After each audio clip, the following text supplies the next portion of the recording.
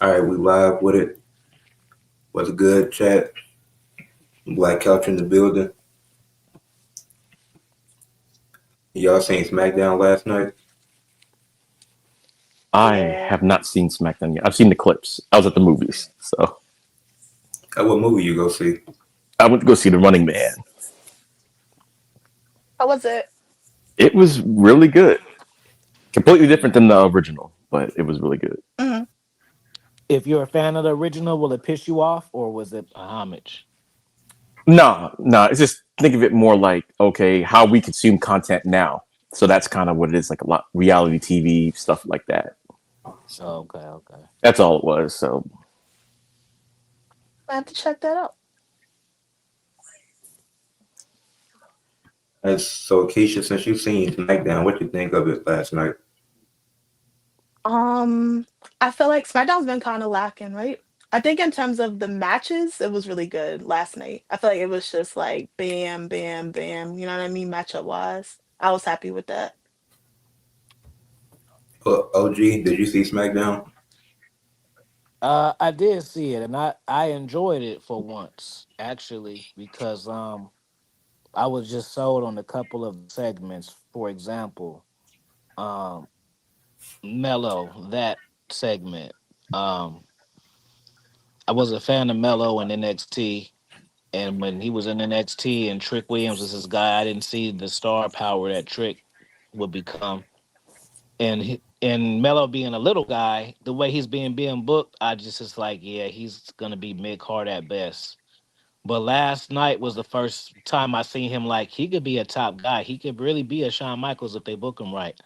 So I enjoyed that because I've been waiting on it, and the way they've been booking him, I ain't never seen it until last night. So I like that segment.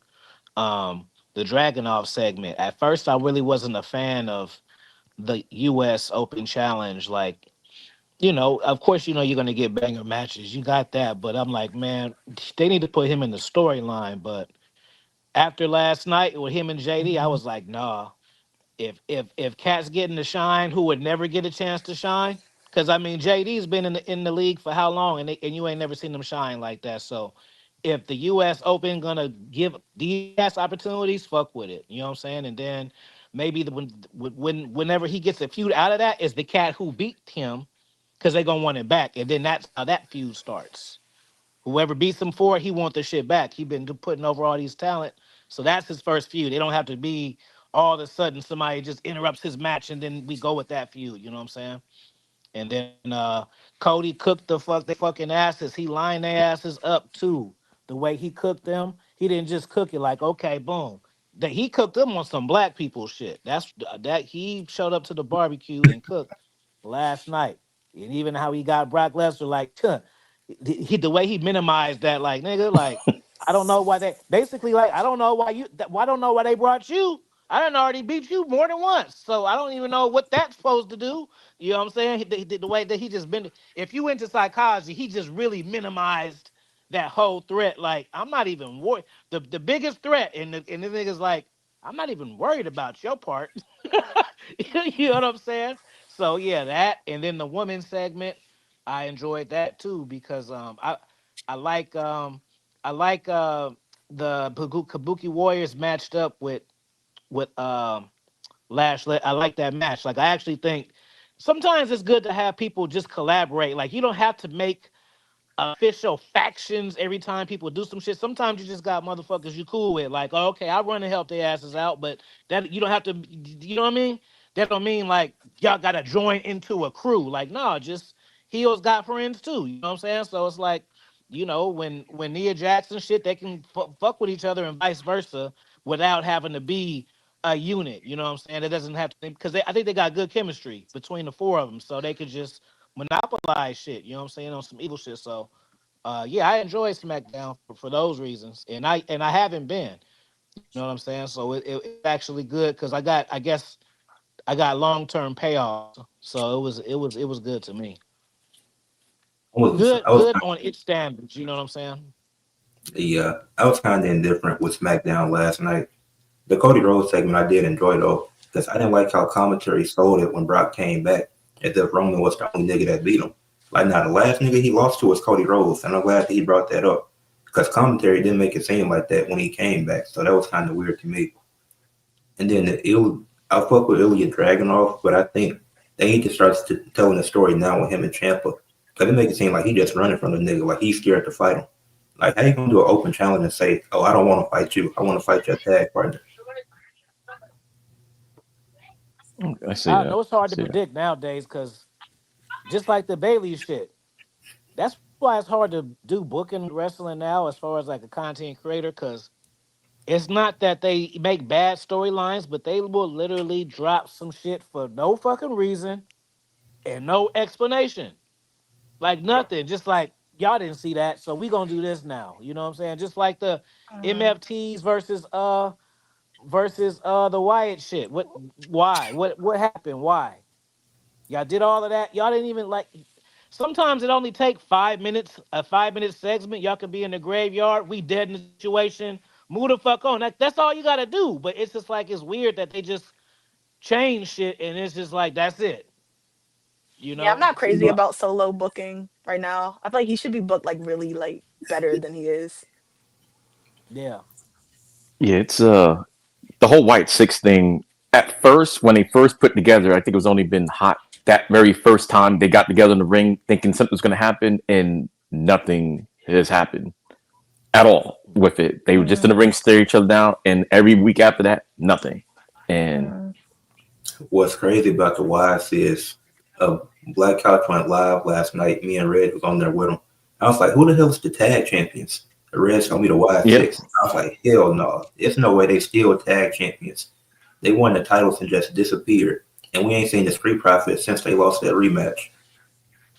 well, for me, the crazy thing with that whole tag division is that SmackDown actually had a really good tag storyline, even though none of them were the champions at the time. And now that Whites are the champions, like nothing's going on with the tag division whatsoever.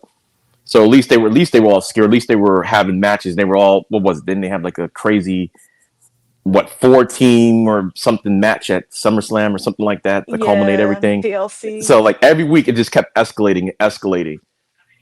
Even though it was weird, I thought it was weird the White Six still retained after you did all that for then to retain the belts and then do absolutely nothing with the belts after that. So I don't know. It's kind of like the dynamic switch, and now it's like, okay, let's focus on the women because the women's tag division. Oh picked yeah, up, the like, women's really tag team is fast. finally like it's starting to get hot. Right. Hey, What's good? It's good, brother. I think you're muted. Sorry about Who, that. me? How are you guys doing? good. Are you? Yeah, how are you? I'm good. Oh, hey. Very happy to be here. Oh, sorry. Mike's over here. Yeah, happy to see you guys. You too. You too. Hey. We're just talking about Invisible SmackDown. woman in the building. Yes, thank you. We're just talking about SmackDown right now. We're gonna get started at 5:30 Eastern. So we're gonna be starting 22 minutes once Abby get here. Okay. But yeah, the Wise Six, they didn't need. Yeah, they never. I agree with that, Ricky. They never needed that. Like with them having a supernatural gimmick, I don't see how you're gonna pull that off. Like the Fiend made it work with him being the world champion, but with the Wise Six, I really don't see it. And it's like none of these people, aside from like two, have a connection to Bray Wyatt. It's just Eric Rowan and Bo Dallas that have an actual connection to him.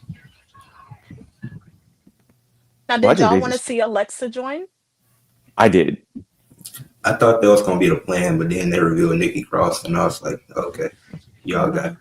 Well, even with Nikki Cross, I thought would have still worked because, like we're just saying, like with the tag division, you could just tag Alexa and Nikki. I think what ended up Yeah. happening is that the Charlotte thing ended up getting hot out of like nowhere, and it was like, all right, well, let's just keep going with it. I think that's pretty much what happened with that. I don't know if they Yeah, were ever going to team Alexa and Nikki, but the Charlotte getting over like that, I don't think that was part of the plan. No, the At Charlotte all. thing, they had Yeah, to she was very over. pivot because Tiffany Stratton, like the fans, they were at the point where they loved her too much that they didn't feel like turning her heel, which she should have just been heel, Tiffany. But Charlotte, they tried to make her come back as a face, and it didn't work. So why not stick her in a tag team with Alexa, who got the biggest pop at the Royal Rumble, and just have them be a tag team? and I don't even know if it was expected to go this well, but they had a good tag team run. So Yeah, Yeah. I hope it It's don't just not end. the- But yeah. It's not the combo you would expect, and I would love to see Alexa in the Wyatt Six. I think that would have been awesome. Yeah, same. the couch says should both heel teams win war games or one on one. Yeah, both heel teams need to win. Um, if Jay Uso is to win, he'll be 4-0 at war games. So that could be some. They're not even gonna play into the fact that he's undefeated. So it's no, and they still had a beef within that team on the face side, especially for the men. Like Roman Reigns said, he wasn't coming back till Christmas. He had no reason to come back at Thanksgiving. So somebody please explain that to me. Jay Uso and CM Punk still have beef. Like they just, like I know they had to match, and it's like you just lost. So why are you shaking hands with them the next night? Cody Rhodes just had stuff with Aleister Black going on. I don't know how he got involved in this. So it's really weird. Like the heel team, it still don't make sense. Like the GMs look soft. You said Drew McIntyre is suspended. Then the nigga just show up and he's like, I'm in the match. The GMs do nothing about it. Well, I mean, they did have the ironclad contract by Paul missing anybody, so I guess they kind of explained that part away. And to me, the War Games match, I just kind of wish they just had a Raw versus SmackDown match. To be honest, just have some people from Raw, some people from SmackDown, and War Games for the men. The women seem like okay, they got a little bit of a storyline going. The men, they just kind of just feels like to me like just do it all together. And I just if you're gonna do that, just men. Raw versus SmackDown, get people who don't get along, see if they can coexist for one night, and then do the thing. Because the Logan Paul with the Paul Heyman fact, whatever they're called still, Yeah. in fact, because you got jumped by both of them in the same night, you kind of joined them after you got beat down. I mean, you weren't trying to join the gang, so I don't know what was going on with that. That didn't make any sense to me, but And then for the women's team, the babyface women always win somehow. Even last year when the heel team had all the champions, the 2 world champions and Miss Money in the Bank, they still lost. So should the heel team win this year? Yes. Will they win? Probably not. Yeah, that's how I feel. I feel like I see I feel like I see the Hills winning for the men because I could see them trying to build up Braun and Bronson a little bit more. And I feel like them winning would kind of help out with that. With the women, I don't really see AJ Lee losing her first War Games, honestly. And then also, I feel like there's like so much animosity with the heels on the women's team because you got Nia Jackson, Lash Legend, and it's like the Kabuki Warriors have the tag titles, which I'm sure they're gonna go for. And then you got Becky, she has beef for everybody pretty much. So it's interesting to see how they work out as a team when like nobody really likes each other at all. Yeah. I have a question for you guys. Actually, about the men's side of the War Games. There was some controversy after with the Vision and Paul Heyman's group about how Logan Paul was supposed to be Carmelo Hayes. Basically, Carmelo Hayes was supposed to be joining the Vision, and then that got changed out for Logan Paul. I don't know if you guys had heard about that, but what do you I guys didn't know. I think? didn't know I didn't about see that. that. Well, I think That- people were speculating that it was like discrimination on Heyman's part, but like Oh snap! it's not really. Oh, I mean, saw I that. don't know. I I don't saw know, that. but Yeah. yeah. I heard the Austin Theory rumor that he was supposed to. I didn't know Carmelo Hayes was like in consideration for it at all. I seen the Carmelo Hayes thing. He denied that. He denied all of that. And Paul Heyman endorsed Carmelo Hayes as the future, so that'd be kind of weird. I just don't think he would have Yeah. fit the group anyways, because they need like somebody as a talker. I'm not saying Carmelo can't be that, but it's like you have him, Brunson, and Braun. He's easily getting outshined just because he's a skinny guy. Like he had to really put himself over the top to not get outshined because they all three are the younger guys in WWE. So it would have been a weird mix. Yeah, and I feel like Logan already has a bunch of heat, so it's just like easy to plop him in kind of thing. Yeah. And I agree about What about AJ you? Lee too. I mean, for me, Mm-hmm. I mean, honestly, I'm not really familiar with Carmelo Hayes as a wrestler. Weirdly enough, I've never seen any matches of his. I only came into wrestling maybe less than 2 years ago. I personally am not a fan of Logan Paul for personal reasons because of environmental reasons, really. But So I just don't like him. But no, I think that I guess they could have picked somebody else, but I see how Logan pops with the crowd, even though it's more of a negative pop than a positive one. But Yeah. like I said, I'm excited to see AJ Lee in the War Games, and because she's kind of new to me too. So, and I like her influence on Wendy Chu and Evolve. So, Mhm. So the OG, men's what you team, think I guess about?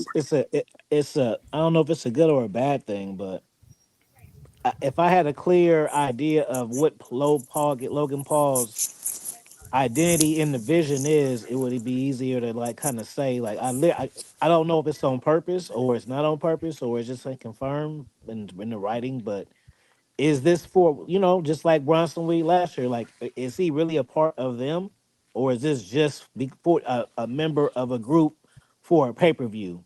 And that line kind of like changes a lot of shit. You know what I'm saying? yeah, Yeah, Is good this point. just for the 5-on-5, or is he rocking with them and they gonna take over the WWE? It's two different angle storylines that's not really clear. You know what I mean? I don't even think the cold part about it is I don't even think WWE that smart to say let's make it unclear. I just think they don't know. Yeah, yeah. Story of You said WWE. let's call it what it is. hey, that's so true. Because I was thinking the same thing with the John Cena tournament. I'm like, this. They say it's drawn at random. No, this shit is booked hella strategic. They put Jay Uso in a match with the Miz to make Jay Uso look better. You're not telling me that's not a strategic move? Jay should have lost the match. That was stupid for him to win. Facts. But it's like they did that to make Jay look better because of the online criticism. They had Rusev and Sheamus in a match. They've been feuding for months, and that's drawn at random. Gunther is on a bracket, and the entire side is minorities. Yeah. You could. He gets Carmelo. He gets Javon Evans first round, Carmelo Hayes second round, and then if he beat Carmelo, he's either getting Penta or Rusev, or not Rusev, or Solo. Okay. Yeah, I kind of wish Javon had won that match against Gunther. I mean, I understand why he didn't win, but it would have been cool to see him go on and fight, and challenge for the War Games versus Yeah, Gunther. that would have been definitely unexpected. I guess they just look at it like, hey, we got Gunther, everybody knows him because Evans is the future. Like you can see they love Javon Evans, and they're doing everything they can to kind of showcase him, even though he's losing a lot every time on the main roster. But the fact that he's even out there, um, Yeah, exactly. so What do you guys think I think Cena's last opponent is gonna be? at this let me rate, it's say this. probably gonna be Let me Gunther. say That's what I think. let me say this real quick. I think one issue that I have with WWE is this: they're too into the what they say the pop era. Like, it's very valid that Triple H cares about the fucking clicks and the views and shit. But the problem to me is they're not thinking forward. Like, if let's say they have a goddamn plane crash, I'm just thinking of Ric Flair or something, and all the top stars is on it and they all get injured, not dead, but they all get injured, then what the fuck are we gonna do now? You see what I'm saying?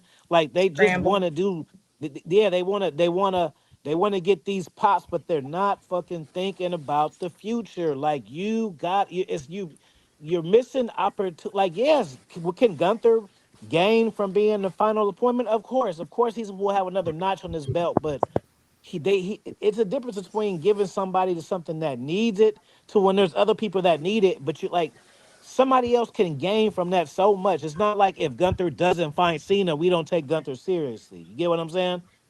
Like somebody Yeah. else, like a Austin Theory. Not, I don't even want to say him, but just somebody. Carmelo Hayes, just somebody like that. I look at that like the old school '96 King of the Ring. Like that could literally be the catapult for a new career of so many cats. Just the way that they fucked up the Money in the Bank shit. That shit pissed me off. You did a whole cash in just for a storyline shit. Like y'all didn't need that to continue the storyline. Y'all just did it. So I don't like that they don't like this, like they're not they're if you're not going to use young talent, you gotta put people in that have history with them. It's either or. You just can't have random motherfuckers in there and shit when it's people who actually know him and they don't make no Jay. Like, why is okay?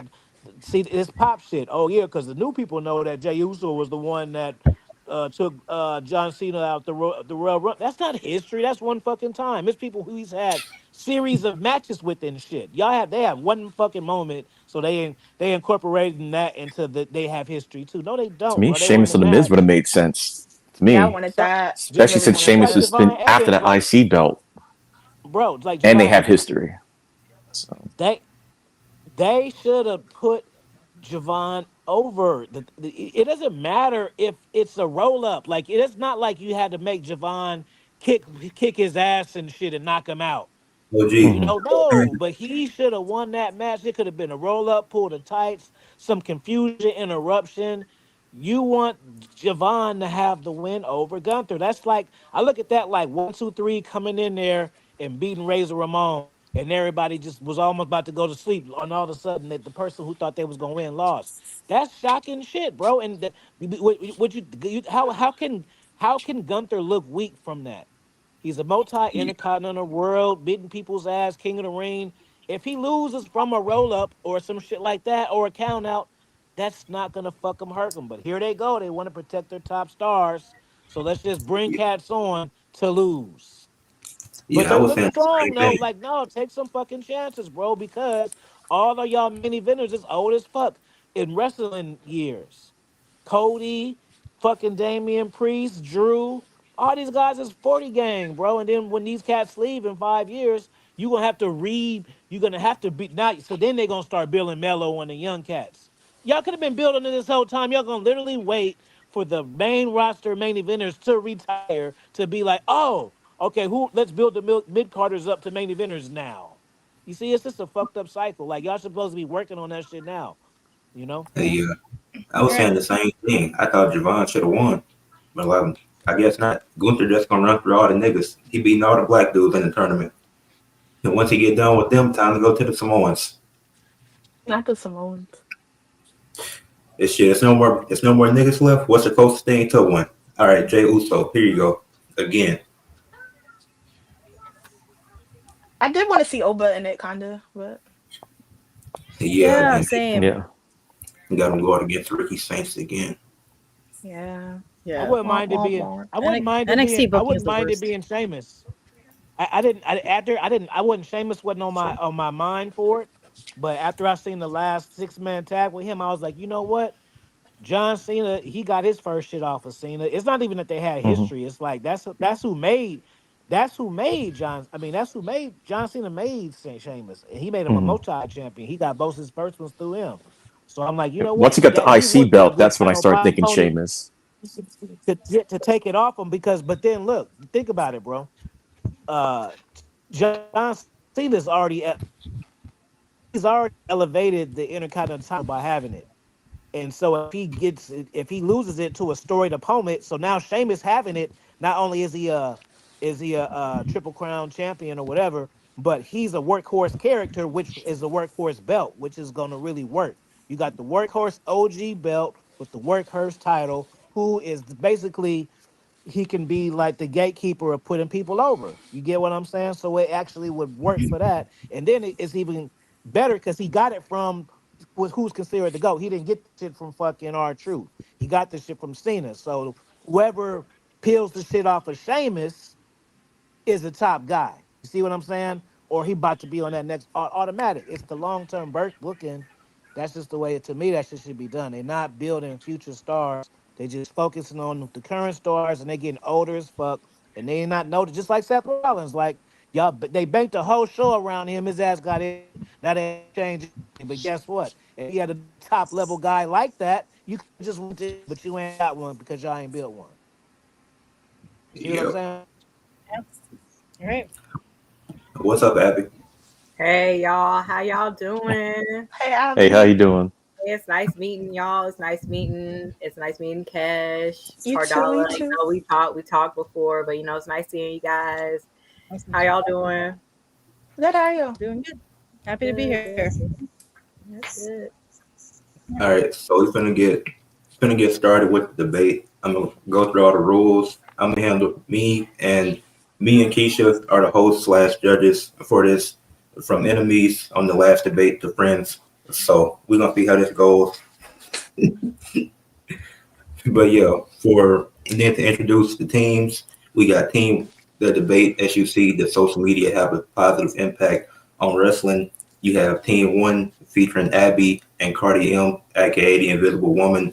They'll be representing the yes side of it, explaining why it does have a positive impact on wrestling, going against Team 2 of EOD and Expert Local Wrestling, aka OG, debating why social media has a negative impact on wrestling.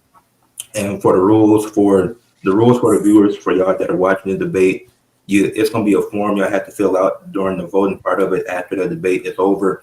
No spamming throughout the comment section. You will be banned. And be civil and respectful to everybody in the chat. Don't want to have any personal attacks. And then the rules for the debaters up here. You can't interrupt each other. Y'all each have y'all time intervals that y'all will have to debate. No personal attacks. This is content at the end of the day. It's not that serious. And no new arguments in the closing. Once you have your closing arguments, just explain why you think your team should win the debate. Is he ready? Yep. Okay, so team 1, you are gonna have 4 minutes for your opening arguments. Are you guys ready? Yes.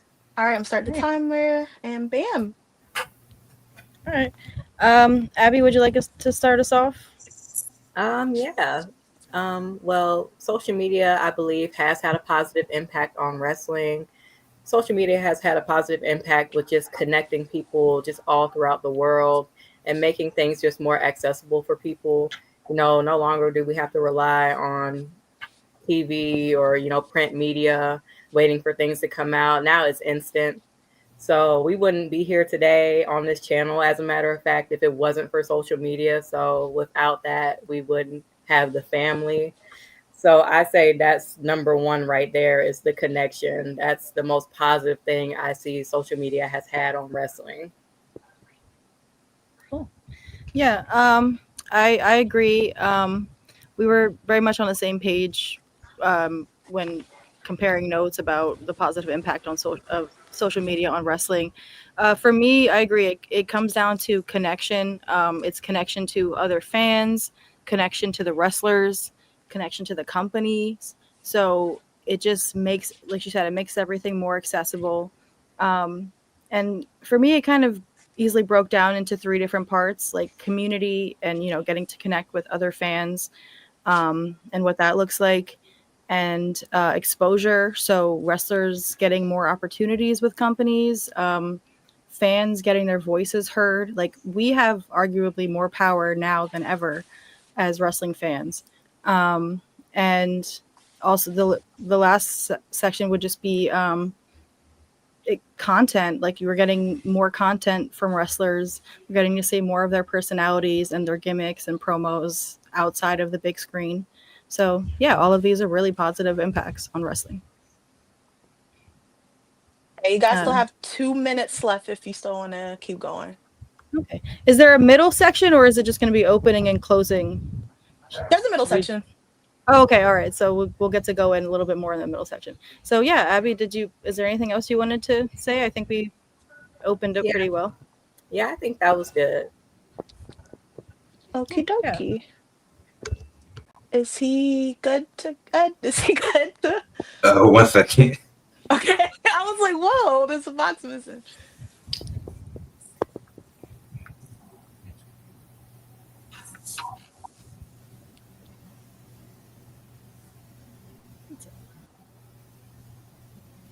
Oh, let me make sure I have my phone on Do Not Disturb so I don't get kicked out too. Hold on. All right. That tends to happen to me. Anybody got anything planned for the rest of the day? AEW. Oh, he's back. AAA later tonight. If I can stay awake tonight. We watching AEW, where the real niggas wrestle at. But anyways. God, I gotta get into AEW. I gotta do Stranger Things. So okay. All right, you All right. guys ready? You guys have 4 minutes for your opening argument. Are you guys ready? You For gonna go? team You gonna two? go first, bro? All right, I guess I could go first. Basically, I'm not going to sit here and lie and act like there hasn't been any positive things with the internet for wrestling, but I think the negative outweighs the positive. Um, Back in the day, like the internet has pretty much taken away all mystery from wrestling. Before, like it's kind of like the basketball thing. Oh, why are these people y'all enemies on the program? But we see you out with pictures, going out to eat, all that good stuff, and everybody thinks they're booking the show. Therefore, you're affecting the wrestler's mental health by harassing them online about stuff y'all don't like. We just had a segment just a couple minutes ago, and all for the most part, we're talking about how we don't like something. And if everybody does that, the bookers can't do their jobs and everything. Sometimes there is a payoff that we just have to be patient for. Um, I think a lot of that's lost nowadays with the internet because everybody's opinion is like super heated. Maybe because I'm older and I remember when nerds couldn't bully jocks and everything, but now you can because everybody has the internet. So yeah, it's just I think it's just detrimental in the long run because when was the last time y'all had a good meal? Y'all went to a restaurant or something like that? Did y'all leave a review so I could find out where that good meal is? But if they mess up your order, what's going to happen? We're going to definitely hear about that. And I think that's the way wrestling is right now. We always hear more about the bad than the positive. So I'll just leave it on that. And I send it to my colleague. Good stuff, my bro. Essentially, I think the real problem. So the thing is this: I can have a lot of awareness because I'm older, but at the same time, I know how like the younger cats are viewing shit. I can just separate, but like it killed the mystery of wrestling. There is no mystery. There is no wonder. You get what I'm saying? Like so, for instance, like what do you call it? The Unreal series. Like as an adult, I can enjoy it, and I'm an author of many books. I'm a writer, so of course I'm going to enjoy it from that because I write myself. So I'm going to be looking at it like, oh, okay, that's how they do the shit. So even that, like I didn't put it like this. One of my goals was to be a writer for WWE. You know what I mean? Because everybody wants to be a wrestler. Most black cats don't want to be writers, and so I know how WWE works. If you got clout and I got experience, that's the job right there. Boom. So that's how the setup was. But watching that show, it just shows me like, wow, they're not really collaborating. They just got a bunch of cats in the room, and Triple H and Brother Love is his flunky, and it's just them two with Yes Man. Ain't nobody saying. Just like sometimes, like I told to you, Ed, before, we've had panels that are better than that because when you have debates and when you have pushback, you come up with better ideas. And that's how it's supposed to go. Like, what you think about this person get the title? Somebody else, hell fucking no, before these particular reasons. And then, oh, well, I got a better idea this. That's not how the shit goes. So I was just thinking to myself, well, shit, if I was on there, shit, for one, they probably wouldn't vibe with me. For two, I would get hella pissed off if I thought about some shit and somebody stole it and I get to watch it on TV or some bullshit, or I just see somebody minimize my shit and then remix it like, nigga, that's the same shit we talked about for real, bro. So I just see it as, you're not really in 20 there. seconds. Oh, yeah. So no mystery. All right, that's it. Well, you said 3 seconds? No, I said you had 20. Oh. Well, that's why I just said that. Okay. Just wanted to double check. It's cool. No, I just said 3 seconds. I just gave you the punchline. Boom, no mystery there. All right, bet. Okay. So team one, you're gonna have 7 minutes for what you want your main points to be. Are you guys ready? Yeah, we're ready. Ardala, you want to start us off? All right, let's go.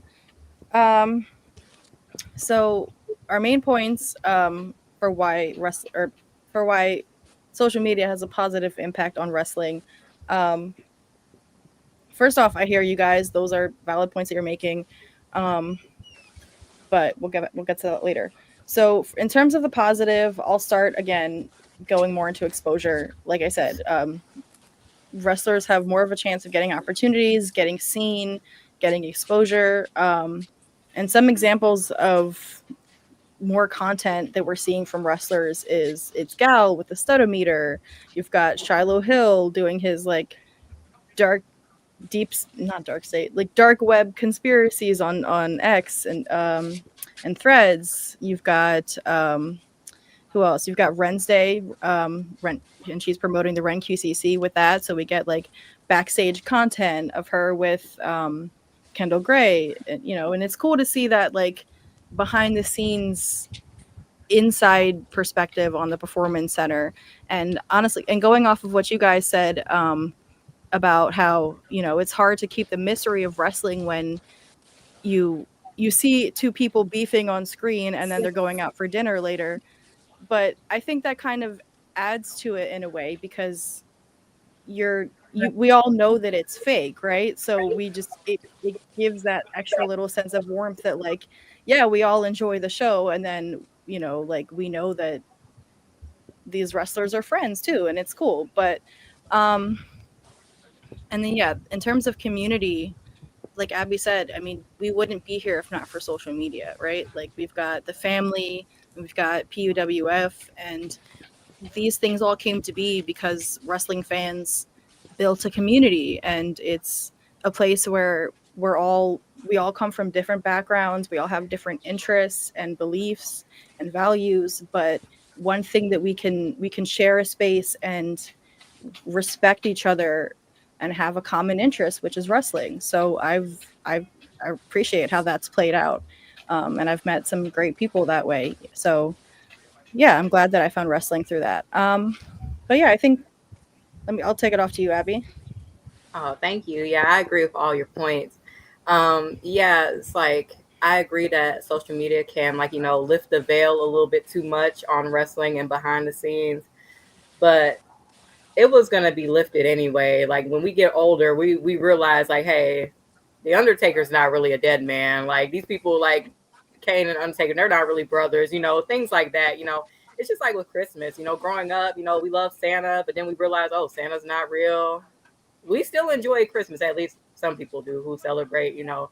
But that's just an example on how even learning, like, you know, not all of it's real, or like, you know, the illusion is a little bit killed off for you. It still doesn't kill your enjoyment of it. You can still find enjoyment in different things, like, you know, like knowing the backstage, knowing how, you know, oh, hey, Kai.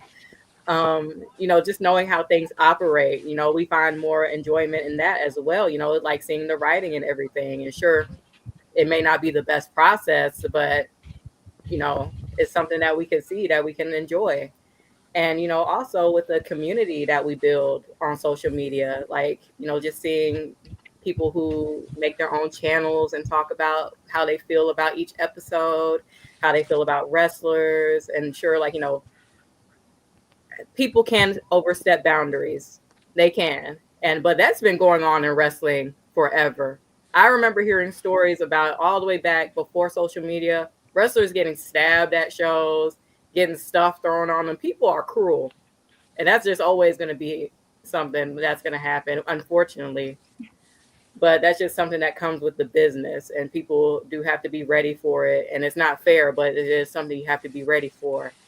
But on the positive end, you know, just seeing how people can interact with their fans on social media and seeing the different cosplayers, the artwork, you know, again, the YouTube, the TikToks, it's nice. I think, you know, and it also brings awareness. You know, people can see the harassment, and more people are standing up for them and saying like, hey, that's not cool.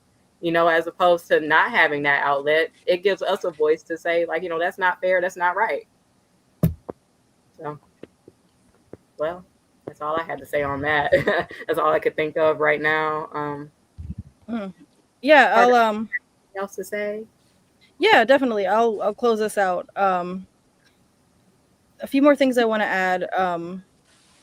Like I said, going back to the exposure part, you guys did make a good point that, you know, the internet is an echo chamber, and you've got all these different voices that are potentially influencing the booking behind the scenes. And especially if the person in charge is, you know, looking for what's popular, et cetera, et cetera. So they're going to be, things might be influenced because of what people say. And I think that really just takes us to, the what we put out there matters. And if we can focus on, our impact being kindness and positivity, then that goes a long way. So, I agree. Like, there should be more positive content about wrestling and just appreciating it instead of nitpicking. But also, it's okay to critique, and that's a good point too. Like, the internet gives us a voice to say how we really feel about things. If somebody's problematic, we can express our opinions about that. I mean, here's a perfect example. Controversial: Hulk Hogan. People have and Logan Paul. People have thoughts on both of them, in behind the scenes, their personal views, etc. But you can still appreciate them as a wrestler while also critiquing, the companies themselves or the wrestlers themselves. So yeah, before just to make sure we have everything before closing. Yeah, the one more thing I wanted to add was Got 20 seconds. Oh, okay, perfect. One more thing I wanted to add is an instance that happened a few weeks ago. Goldberg made a comment about Asuka, how she was just some girl.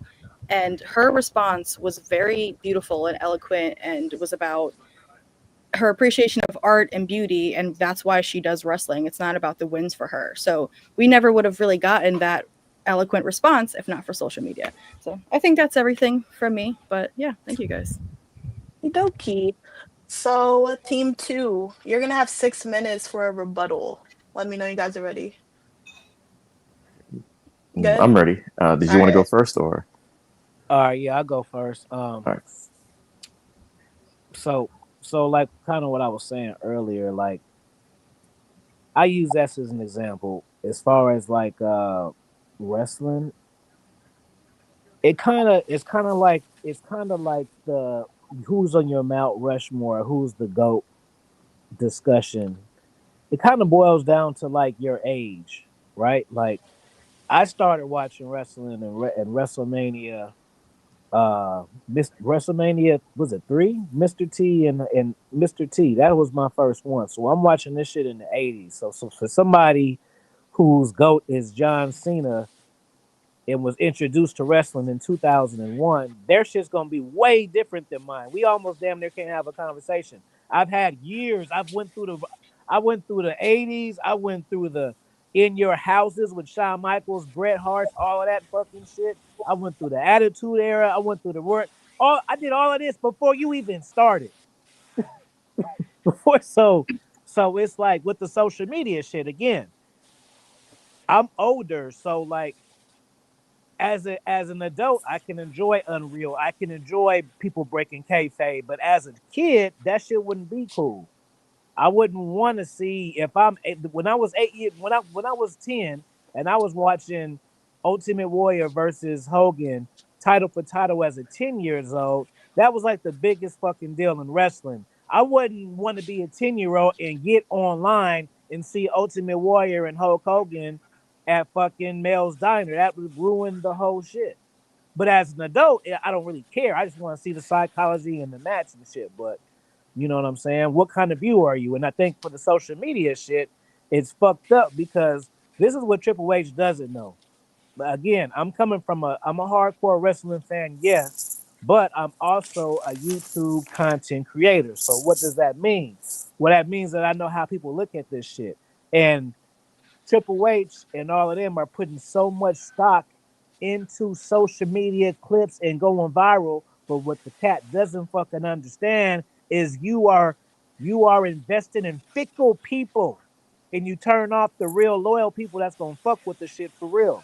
The shit that goes viral, because like for me, I do YouTube, so I know when I go viral from a reel and shit. I don't know it from the views. I know it because it starts bringing people in that I don't know. As soon as I look at my comments start getting weird, I know my shit hidden.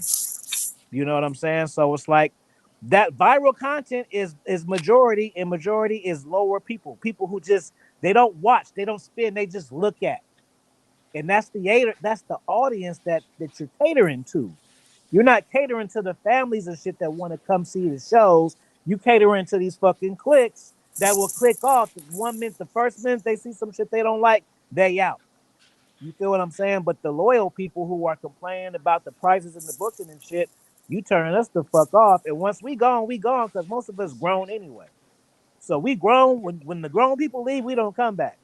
You know what I'm saying? So you need to cater to the people who were spending the money, invested in the product, and even introducing our kids to it as like a family product and shit. They're focused too much on views and going viral and shit. Those not the same people who watch wrestling on TV. Those not the same people who watch pay-per-views. Those are just casual fucking. Oh, that's what's up, cool, and that's it. But that's who you catering to. It's just like a relationship. I can have a hot girl or a loyal girlfriend. I'm going with the hot girl, but the hot girl don't fuck with me for real. You go with the loyal girlfriend, and the loyal and so the social media shit. It's fucking up the product because the person who's running the product want to be liked and want to be popular. That count more than long-term story, character development, and shit like that. Shit that fucking matters, because at the end of the day, guess what? Wrestling is like a drama for men. So it's not an action show. It's a male soap opera. So soap operas are popular and can go on for 10, 20, 30, 40 years because of storylines, character development, and shit like that. Not fucking 1 second clicks. You know what I'm saying? So yeah, wrestling's making a lot of money. So but it's because y'all charging a lot of shit. Y'all got a minute and 7 seconds left. Take the prices down and let's compare the money that's coming in. You see what I'm saying? It's only coming in because the shit's fucking high and shit. So if you got one seat that costs $100,000 and shit, you just took up so many people. But when you lose that $100,000 high profile content creator because he's on to do something else, then look how much you lost off of that. So you need to feed the for real fruit, and the internet shit is fucking it up. It's cool, but if you do want, look, one last thing, use it for the right shit. If you want to focus on the viral shit, at least throw the storylines in that shit too. So give us something, just, you know what I'm saying? Like make shit just how when Cody Rhodes and all that shit, the viral Instagram with the Final Rock, that's the good shit. Do that. Don't just post shit that don't even match together and shit, because it's moments. You know, Brock came back for a moment. That shit didn't even matter. It didn't even make sense, and he didn't even explain the shit why. But it got 100 million views though. See what I'm saying? But people who watch this shit to keep up with it, we don't give a fuck, or like, why did this shit happen? Everybody on the panel, can we agree? That is it. Are we saying why this shit happened? A lot of times, press a 1 up, and that's the answer. Are you watching wrestling saying why this shit happened?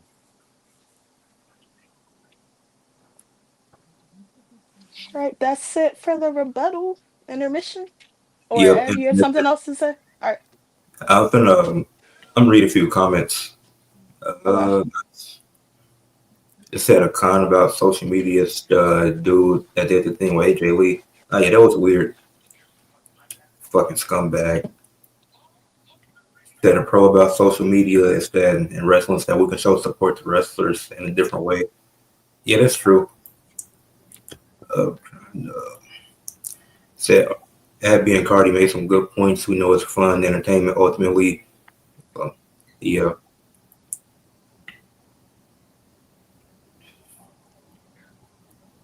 Oh yeah, I got spoiled on who replaced Sheamus in the tournament. I'm not gonna say it. Me too. If y'all seen it, if you've seen it, it's stupid as hell. We can all agree spoilers suck. That's universal. Spoilers suck.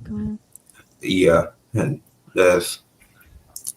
For y'all too. I've been staying away, so I had to take my head. They I'm not gonna spoil it. SmackDown. They had to pre-record it because they got Thanksgiving off, but it's like, okay. Let's break kayfabe. Are we watching wrestling nowadays asking why the fuck did that happen or not? I want to one up. I want to see. I usually do because I want to keep it in kayfabe, which is what people don't understand. Like I made the shit about Gunther earlier, and the niggas like it's scripted.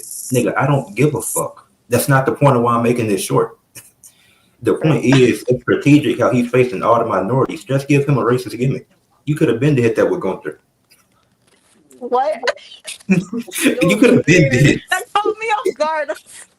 Like it sounds crazy, but you could have been did it. We know this is WWE. You could have been gave I him don't want. It's Oh my like- gosh. I don't want the racist gimmick in 2025. I don't want Yeah. nobody pushing the line on the racist shit on TV. I don't want to see it. They basically doing it though. With this tournament, they basically setting it up like that. I don't want him saying ninja and being like, at least I didn't say the full word. I don't want that. Yeah, no, I don't.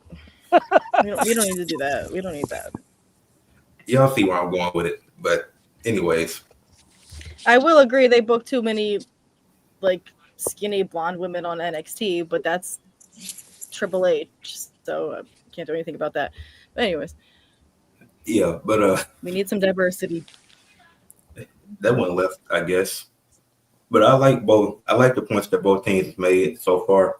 Both of y'all use really good analogies. Like Abby bringing up the Santa Claus analogy, like that was really good.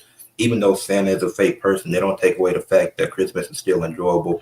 It's like shit. I could be Santa Claus. Who knows? I guess we'll never find out. But like that was a good analogy. And then like OG with his response with an analogy with the loyal and hot girlfriend thing. Like those are both really good analogies that I enjoyed from both teams. So, Keisha, anything you want to say before we get back to the debate? I think y'all are both doing good. I like the Unreal example too, because that was like a big thing online with people that want to stay in kayfabe and people that don't want to know. And then Team One, I like how you guys brought up community and stuff. Because the reason I do content like was because community. I don't have friends that watch wrestling, so that was a good thing too. But that's all I got. What's good, Corey? All right, we can get back to go to Team Two now. Yeah. All right, Team Two, you have 7 minutes for your main points. Are you ready? Yeah. All right, let's go. You can go, bro. All right. Well, like I was saying, like I said, the whole point, like the community, like it's good. It's not the internet. It's bad in and of itself. It's the welder, and everyone knows controversy sells. It just does. So the negative is always going to get outweighed by the positive. So yeah, like meeting all you guys, that's all cool and everything. If I say something cool, it's just cooler to be attacked for saying it. Examples like the internet's made it where they think they're in the wrestlers' lives and stuff like that. Like you can critique them, not just like critiquing based on certain things is one thing, but they go overboard with it. Either talking about how they look or they just don't like them for some other reason that has nothing to do with what's going on in the ring or anything like that. Not critiquing their character, critiquing themselves. And it has driven some people overboard. That's like one main thing that I think, and you have enough of it before without the internet, you'll hear it, you'll read about it, but now people feel the need to actually DM these people. Like if you don't like somebody, you don't like them, that's okay. But you don't have to like just go out of your way, like, I could be grocery shopping, but instead I think I'm going to just send this person a mean DM or whatever. For what reason? For what reason? Just to mess up that person's day. Well, let me see. I had something else over here. As we're saying with the spoilers, with the internet now, like I didn't even realize SmackDown was taped. I just assumed because Survivor Series is next week that we're going to have it next week. So instant access to information. It's like, okay, man, I didn't want to know about that. And it's like, oh, stay off the internet. If you didn't know about something and something happens, it's instantaneous now. That's another bad thing about it. The reactions sometimes, the vocal minority. If enough people say it, it feels like everybody's agreeing with it. It's like, nah, but a lot of people don't. If they like something, they don't report something that they like. Like I was saying earlier, what's your food order? I'm pretty sure y'all haven't been saying, oh yeah, go find my 5-star review on how good this place was. But if they mess something up, you're going to definitely let everybody know word of mouth. And I think that's what's going on with the wrestling community. Anytime you don't like something, it just gets overblown. So you hear about all the same bad thing without the good stuff. Example, like my boy The Miz, he's accomplished, but hey, a lot of people saying he's no good, so people think he's no good, even though he has all these accomplishments. Let me see what else. And controversy, even if something is wrong, the minute that it comes out, it's automatically treated as fact because it's all about clicks and like you were saying, moments and everything. It's like they just want the cheap pop and everything. So just put something out there. Oh my God, people run with it, even if it's true or not. Don't even try to do the research on it. It's just, okay, just considered as fact. I think those are some of the bad things with the wrestling community and not enough of the positive stuff. Oh, like, oh, that was a great match and everything. So that was trash. And sometimes it don't matter what you do, it's going to be trash before you even seen it and everything. So, and just gets typed out there like it's fact. People that would never say it to your face, but now everyone has power behind a keyboard and anonymity. So that's all I got to say. I'll take it over to you. 3 minutes left if you want to add Oh, more. I mean, so my partner can, get his chance to shine. So. You know what? I will say this, and I talked about this, and I got a book, and it's called what is it? That one is This Is Wrestling. It's a wrestling book, and in the book I talk about how wrestlers should use social media. So I'm saying that to bring it to this point, the social media isn't necessarily bad. I feel just like it's used incorrectly. So, for example, I feel like if I was Vince McMahon or if I was Triple H, like it's my company, so you make rules about shit. So that I can make rules about whatever the fuck I want. So a rule would be, if you want to be with WWE, you have to push storylines through your content. I ain't fucking with Instagram like that. Okay, well, you don't want to be on Raw or SmackDown then. You feel what I'm saying? Like, if it's a part of the job, it don't matter if you don't want to do what you want to do it. So I feel like there should be character Instagrams and then have a separate one for your personal shit. So, if you want to break kayfabe, put that shit over there. You get what I'm saying? I don't want to see people that's feuding on WWE.com kicking it. I don't. It's that use that shit for the storylines. You know what I'm saying? And then use that shit for the characters. If the character wanna, just like me, I got a wrestling Instagram, but I'm an author. But I don't spam my wrestling shit with my book shit. I made a separate shit for my books. So the wrestling social media should be for the fucking show to push the storylines. The same fucking reason, like how Thundercats was created to sell toys. It wasn't a cartoon with toys. It was the cartoon was the commercial for the toys. Wrestling social media should be commercials for the full-length product. You see what I'm saying? Get the clips over to get people to watch the shit, not the viral shit, and it doesn't even align with what the fuck is going on week to week. There you go. Drop the mic. All right, y'all have like 48 seconds. Y'all are good? All right. Oh, one quick thing to say. Oh, Basically, we got to stop. If we're going to critique, we don't have to go overboard with it. It's like, okay, you had a bad match, you don't like it, whatever. You don't have to say, hey, yeah, I hope you die. I'm like, whoa, that's a little bit too much. It's like, I just didn't like the match. I mean, go on, continue your life and everything. And I think that's where it's getting kind of out of control. You don't like the way somebody looks. It's like, all right, you didn't like the match. And what does that have to do with like how tall I am? Something like that. And we're just getting overblown with that. We're not respectful. You could critique, but be respectful doing it. And I think that's where the internet community goes crazy. You know what's crazy, bro? And it never fucking fails.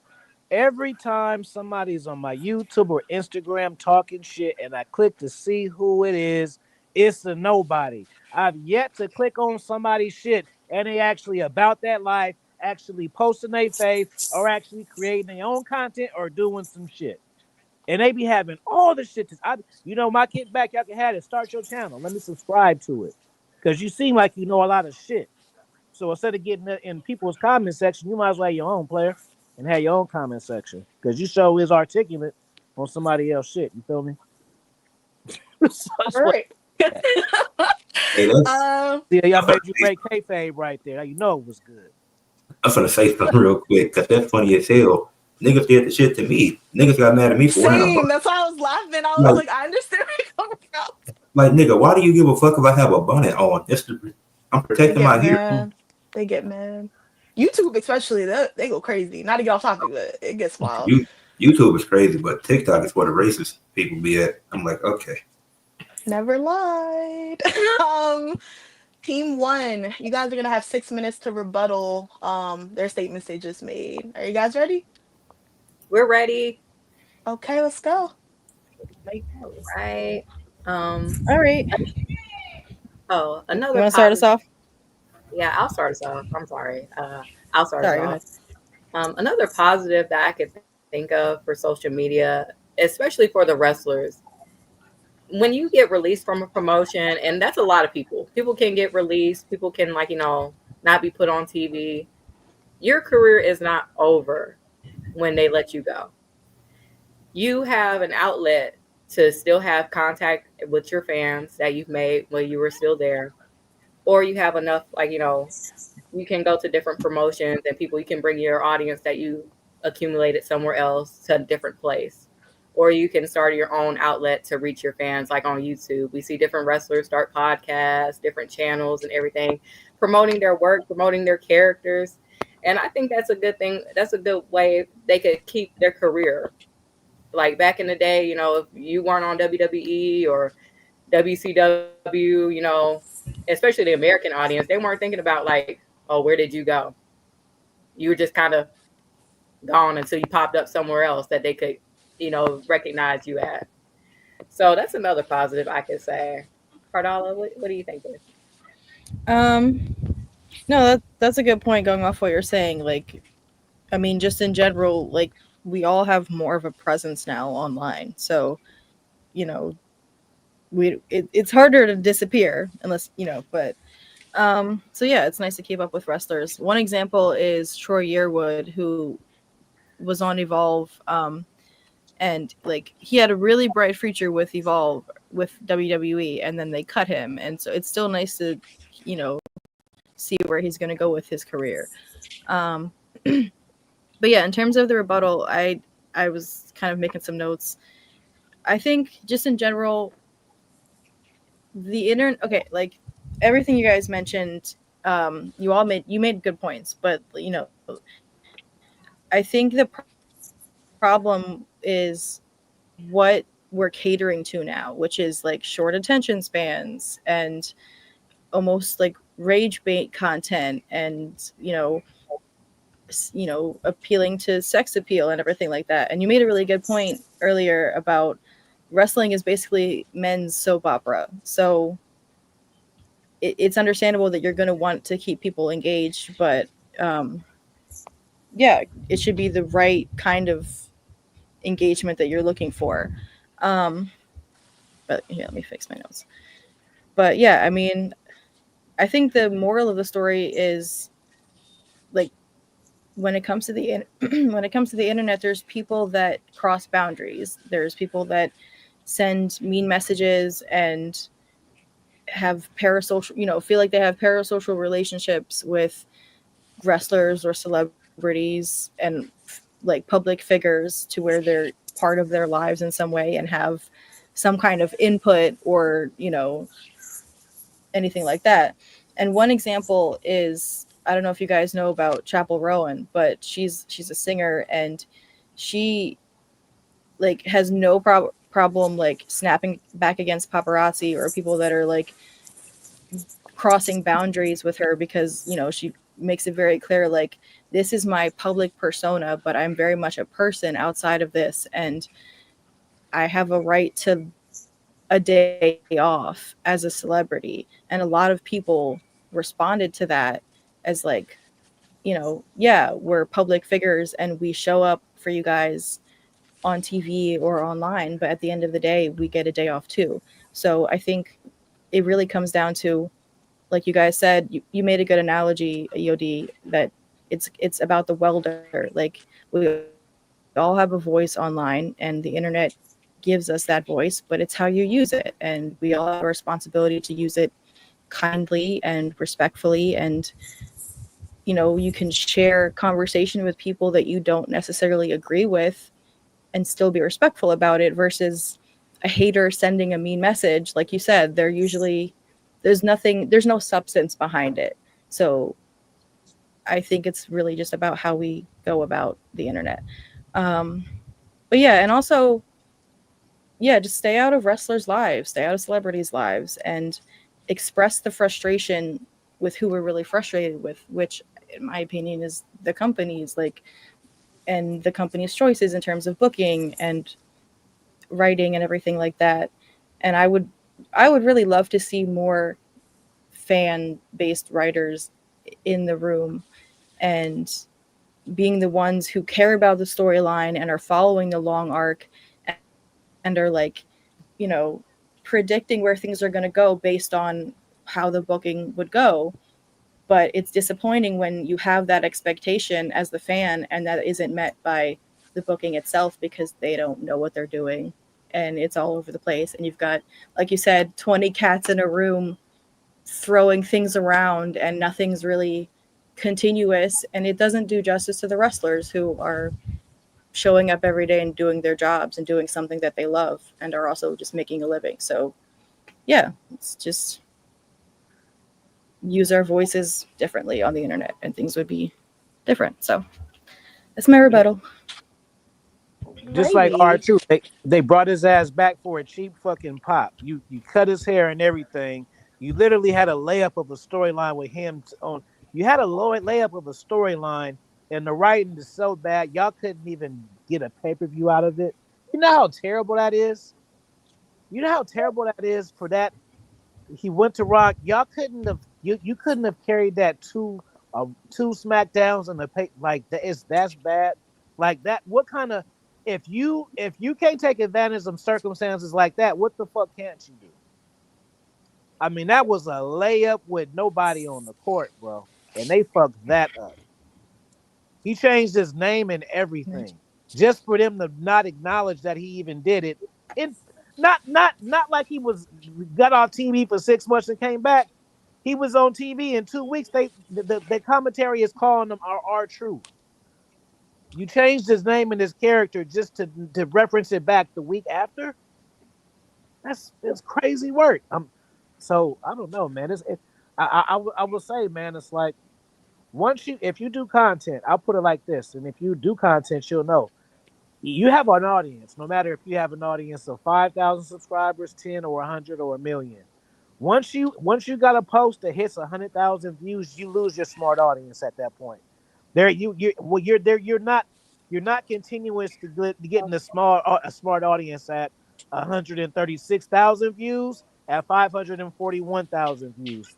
Once you hit the 6, you start getting the weird people who will say something. Maybe you have a caption that explains everything, but they're too stupid to read.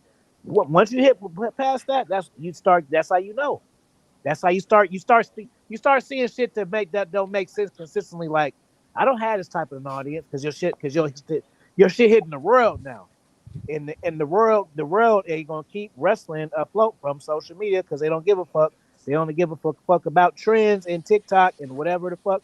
Just like wrestling is popular right now, and it's went down. Well, it got popular because it became a trend. But as we know, trends fade. So you done lost all your trend people, and then the people who really fucked with you to turn them on. So now you about the WCW 2001 it. You know? Yeah, the writers and the promotions have just gotten so greedy and so lazy. All right, just like instant gratification. Like, it's like they don't even care anymore, really. They come up with something, they'll drop the ball on a lot of potential storylines. A lot of wrestlers really do get frustrated at that. That's why they either leave or they're happy they're released, because it's like, you have me here, you have me on this roster, you pulled me up, and you have nothing for me. You see the same people in the same matches week after week, back to back. It's like, you have so many talented people, so many talented wrestlers, and yet you don't do anything with them, and you're making so much money.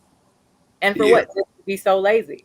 Why? I don't want to be the dead horse, but Just an example, the Seal Hina turn.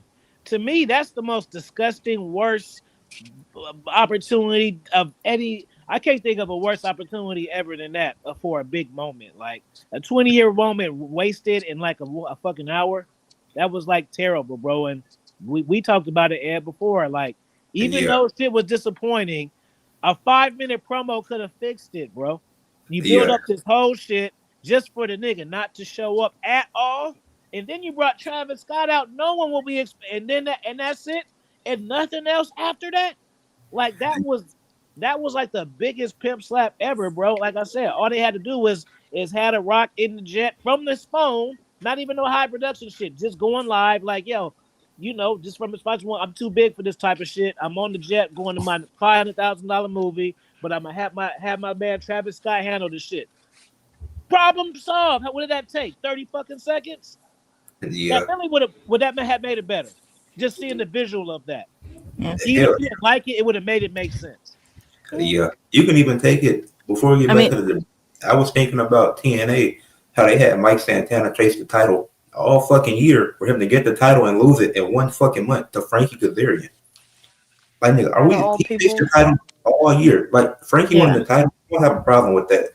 But damn, he only get a month title reign.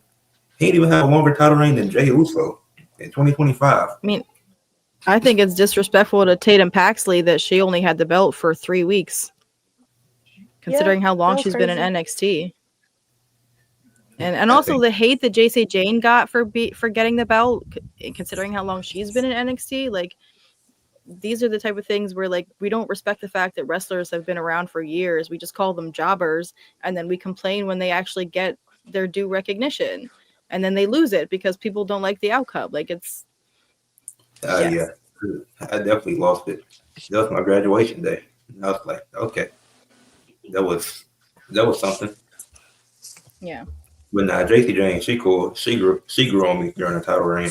Same. I wasn't crazy about her before, but I feel like with the title reign, she proved to me that like she had what it takes. Yeah. But all right, for closing arguments, now we're gonna get into this. And the closing arguments explain why your team should win the debate. Because if you provide new arguments, because it's only 4 minutes, so you can't provide new arguments because the other team won't have a chance to respond. So just reiterate some of your points and explain why your team should get the win. All right. So team 2, you have 4 minutes for your closing arguments. Good. Oh, okay. Well, All right. I would say real quick that you guys kind of already proved the point just from the last couple of minutes of discussion and everything.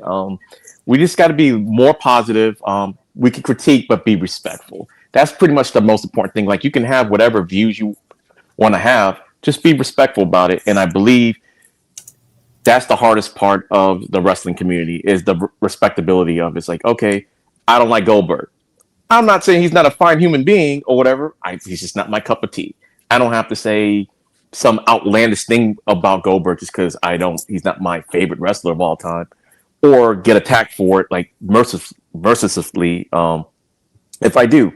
And just realize just people, their backgrounds and everything. Just it's an act. They're not writing the stories. Companies tell them what to do. They're performing. They're doing what they're being told. You can critique, just be respectful about it. That's the most important thing I think we need to get across with this particular argument. So, and hand it off for the rest of the time. Oh, you're Okay, muted. You said we have what, I 4 think they should minutes? just use social. Yeah, Yeah. you got 2 minutes and 44 seconds left. They should just use it for a way to scale their audience instead of trying to pander. You know what I'm saying? Scale your audience and just have it to where people who maybe not have an hour to 3 hours a fucking week to watch your show to keep up with it. But the viral moments and shit like that ain't doing nothing for the consumers who watching your shit week to week, who's actually signed up to Netflix to watch the shit. Because we all know, again, the Instagram, WWE Instagram is free. So you're getting the free people talking shit. That's why the people who don't spend talk the most shit. You know what I mean? Yeah, I'm pretty sure if WWE, subscription, WWE channel paid, I bet they wasn't talking that shit over there back then because people had to pay to get in. You know, just like the dating night. Everybody's when the free shit, when you with low investment, you got the most shit to say. You know, if you charge shit $1, you can take a lot of 30% off the assholes off just by doing that. You know, people just be bored, and so you're catering to bored motherfuckers. Well, you need to cater to your fans. You like that, Ed? Y'all still got a minute and 20 if you still want to go, or are you good? I'm good. Like I think we covered it. Oh, pretty let me much. say one last thing. I think that they should. It's like pay if you're gonna pander to them, pay attention. These pay-per-views, like, start having the shows in the foreign spots. Their TV shits looks way better when we go there. Why y'all don't just do it all the time? Why y'all don't have the main shit over there? Not necessarily, Survivor Series, bro. Had them in the foreign places. Their audience, since y'all care about TV and shit so much, their reactions and shit is way better than shits in the States. So they should have the important shit outside of WrestleMania. I'm not the WrestleMania in India. I'm not really with that because it's gonna be mostly them over there fucking with it. They gonna take up most of the tickets off the top. It's not gonna be a universal thing like it usually is. But start having these major pay-per-views in the foreign countries because from a visual viewership, it just looks better. The pops are better. The crowd engagement, sometimes they even perform better, and it's because of the energy of the crowd. So that's if you focus on a TV product, especially ones that you got to pay $29, $39, $59, whatever for, the foreign people are putting on better. You know what I'm saying? Team one, you have 4 minutes for your closing arguments. Ready? We're ready. You want me to All start? right. Yep. Yeah, go ahead. Okay, thank you. Again, like how I said in the beginning, without social media, we really wouldn't have this connection that we have today. We really wouldn't have this outlet to reach people all across the world to talk about what's going on with wrestling, with our favorite promotions, with wrestlers, and we get to connect in that way. People who don't have friends in real life to talk about wrestling with, or who just want to, talk about it with more people. We can do that now. And we can also, have our own voices enough so that we can gain our own audiences from, building that community and that connection through them with YouTube, with Instagram, and everything like that. And we also get to show our creative side. We get to show, how, like, our love for wrestling through our art, through, just different things, through cosplays and different things. It's a beautiful thing to see. And I'm sure wrestlers and even the promotions can appreciate that. And yes, people do overstep boundaries, but that's really human nature. People are going to overstep boundaries no matter what, which is unfair, which is wrong. But we have that voice now to see people do it, and we can, in tandem, gang up on them and tell them to stop. We can find them easily. We can get their page shut down. We can get them arrested. Like, people can come together really on social media. It's a beautiful thing. People can, if you looking for somebody, social media, we can find them right now. So, yeah, that's all I have to say with my closing arguments. Pardala? Yeah. No, I think, like I said, I think you guys made great points. And sorry, I'm trying to find my thought. I think that the moral of the story is the positive can outweigh the negative. It just, like you said, we all have a voice on the internet, and it's great that everybody has a voice. It just, if you're going to contribute to the conversation, be kind and respectful about it. And also, I guess the reason arguing why we should win this debate is the real negative impact of social media on wrestling is kind of the generalized problems of social media to begin with. So if it applies to wrestling, it applies to everything else. So I think, that being said, that the positive could easily outweigh the negative. And yeah, moral of the story is be kind, be respectful. And if you're seeking community online, you can build that with other people. You said we all have different backgrounds, but we all have have self-expression, but find common ground because we like wrestling. So yeah, social media is a great place for people to like express themselves, and that's a good point you made, Abby. So yeah, if we can be more creative and be more expressive and just be respectful about it, then social media is a win. All right. That's my thoughts. Oh, okay. That was a really good debate. All right. It's time for the voting portion now. So click on the link I just sent in the chat for the people in the chat so y'all can vote on who y'all think won the debate. Fill out the form. I'll read these after the live because we're going to end here in a few minutes. We're going to do the leave a few more comments before we head out. But man, that's a good ass debate. Really I'm looking at my notes right now. OG did have me laughing because I was like, damn, I'm trying to take notes and this nigga got me cracking up. It was hard. No, y'all I actually skew on their side. That's kind of how I think, but that was the argument that was laid across for me. So it's easy too. I feel like this is one of those. That's why this is a good topic. It's easy to like go back and forth, you know. Yeah, there's a lot of stuff like you guys are saying. Yeah. I was like, I could also see the pros in that, and then I was like, I could see the cons in that too. Yeah, I liked a lot of what I've seen from this debate. Keisha, do you want to vote first, or do you want me to vote first? No, I don't want to. I need to think. Well, while you think, I just got one quick thing to say. I look scrubby because it's No Shave November, so the beard is going wild this month. So don't come after me. So No, I'll trim it up in December. I'll get it right in December. But Just Great. all right. Drew, I'll make sure to read it after we finish, and I hit you in the Discord. Yes, I gotta vote first. Okay. Can't you say it like that?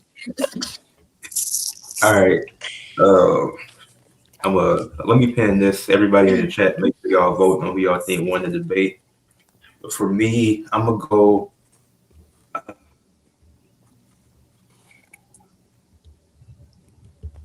I'm gonna go with Team 2. I'm gonna go with OG and EOD as the winners of the debate. I think they had the better opening and the better main points because I think with I liked a lot of what they reiterated on, like the points that EOD made about how usually it's people just talking about the way they look. It's not usually criticisms. It's like you're like the worst looking dude in North Dakota, and you're talking about the way other people look. Like nobody's taking you serious. And this and the minimal collabs, I think that's a good point. I think y'all could have expanded on that with AAA and TNA never being able to win titles from WWE. I would have liked to see y'all go in on that more because I think that would have helped it even more. Because with AAA, no AAA wrestlers won a WWE title, and the Hardy Boys had the NXT tag titles for 2 weeks. We don't count that. But I think Team 1, I say that y'all lost. I think one thing when y'all made y'all rebuttal, y'all could have focused more on the rebuttal instead of going into main points more because it felt like the extended version of the main points than the rebuttal. If you would have focused that whole time on the rebuttal, y'all could have won. But it was really close, but I'm going with Team 2. That's what I was gonna say. I would have picked Team 1 too, but it was I feel you guys kind of like reinforce the stuff he was kind of saying, like with certain ways of how you see what he's talking about. And if you guys didn't do that, I probably would have been like, yeah, because you guys have really good closing arguments too. Like when you were just like the community aspect and like things happening worldwide. If you don't have friends that watch wrestling, you know how you do whatever, it's good. And also I like the whole you bringing in somebody that's not even in wrestling, like Chapel Rowan. I think that was really good to show that like there is a community in that aspect. Yeah, but you guys did really good. I don't want it to be like beefer. You guys did really good. You did really good. Hey, and Alright. that analogy EOD made about the 5-star, that shit is so true. I personally don't leave reviews at restaurants because I don't care enough. But if it is bad people, that's usually what they're gonna talk about. Like if you ask somebody about a restaurant, if it's good, then they probably gonna try to gatekeep it. But if it's bad, they'll let you know that instantly. They'll let you know if it's bad. Yeah, and the like bringing up how like people really like I think what got me with y'all too, you brought up about how people dig into like their lives, and I see that a lot all the time. Like you see fans going crazy to go to like 20 meet and greets to meet Jay Uso for the same like handshake, and I think that's kind of wild after That a is while. crazy. Yeah, That but a is lot I've of seen crazy. people them, do you that with know, yeah, Timothy Chalamet and other celebrities too. Like Right. it's It's like yeah, cross people don't know boundaries. you, and you spending yeah, hundreds because of they get you dollars out. Because to go. they're just like boop and that's it, and I'm For you like, to you talk to already them know for what the 5 seconds. cycle. But team one, y'all Yeah, did. To me, that's actually the cool thing. To me, it's when that's like a paid appearance. So, hey, you want to show up that's what they 100 times to see do. me? Cool. But once you start, going to finding my hotel room or where I'm going to be eating or what I'm doing after the event, that's where it's like, okay, you're doing too much and Yeah. everything. Yeah, So, like I think another thing would have been good bringing up the AJ Lee thing that just happened Yeah. with oh, the fan photoshopping. And then you have like there was a wrestler, I think she committed suicide because of mhm. online stuff. So there's like certain Yeah. things I'm like, yeah, it's kind of Yeah. rocky out But like there. what y'all said, it's like it's the welder and everything because I had to me, somebody there's a stop me lot for more 3 years, positives. bro. My bad. I think I had more. somebody stop me for 3 years online. You know how long that Damn. is, bro? What? In real time, 3 fucking years. 3. Oh my gosh. And this is the cat that talk real play on the internet, and I be thinking to myself like, you real player, but like you keep you. It's like you how did your day work out? You go to work, you have your coffee. Let me troll Afi real quick. Let me call my girl up. She tripping. Let me troll him again. Let me watch the like. How do you incorporate that into your schedule for that long period of time? I don't understand. And this YouTube just really taught me how people really are, bro. Because before that, I only seen life in my small circle of people who I have to deal with. You know what I mean? Yeah. And team one, I like what y'all did too. Like a lot of connections wouldn't happen without social media. So that was a really good point. And Go just being able ahead. to come together with the family, with the PWF, with the podcast that y'all do, that's really entertaining stuff. And I think and a lot of the stuff that both teams said is really true. Like I watch a lot of sports, so I see it with athletes too. Like Kelsey, she a WNBA player. Like somebody knew where the LA Sparks bus was at and followed her to her hotel. And it's like that's not fandom. That's just weird. Why do you Yeah. know?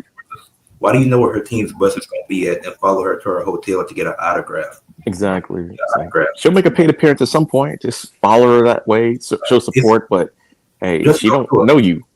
Just go to a meet and greet. She's not Yeah. out to sign anything. That's what meet and greets are for. Mm-hmm. It's the same thing Rhea Ripley. I don't know if y'all saw when like they were in France and like all those grown men were like huddled around her. Mm-hmm. Mm. I was like, that's crazy. I mean, I told Cardi M this. Like, some wrestlers used to go to the same barbershop. It's like actually Sheamus, yeah, believe it or not. It's like I'm not going to ask him for an autograph at the barbershop. I'm like, it's a Tuesday, it's his day off. He's like, he's just trying to get a haircut. Let the man be, He's just you know. a guy. Like, I always I tell you mean, guys, you're in this particular barbershop. You stick out. We know who you are. wherever So, Yeah, there was a guy Let saw him Roman and breathe. asked him in the gym. where everybody lives at in the panel, start just Google wrestling tickets because the independents be fire and they be cheap. You can go for $20 and you can sit front row for $40, and the main event cats be pulling up. This weekend, Karrion Kross gonna pull up to the shit that I be going to that I showed you it. You know, Yeah. last time Powerhouse Hobbs is on there and Bailey was there too. So this weekend, it's fucking what you call it? I just said him, Karrion Kross. So I'm gonna see Karrion Kross for $40 front row. I might even go talk to him and shit. So just be knowing that those wrestling cats, either when SmackDown, Raw, or whatever, they come to your city, they be pulling up to the independents after that 100% of the time, or it's just hometown people that just pull up. Just like I forgot, you know the cat that's in Ricochet's clique, the band, the Tongan one. He's there every fucking week.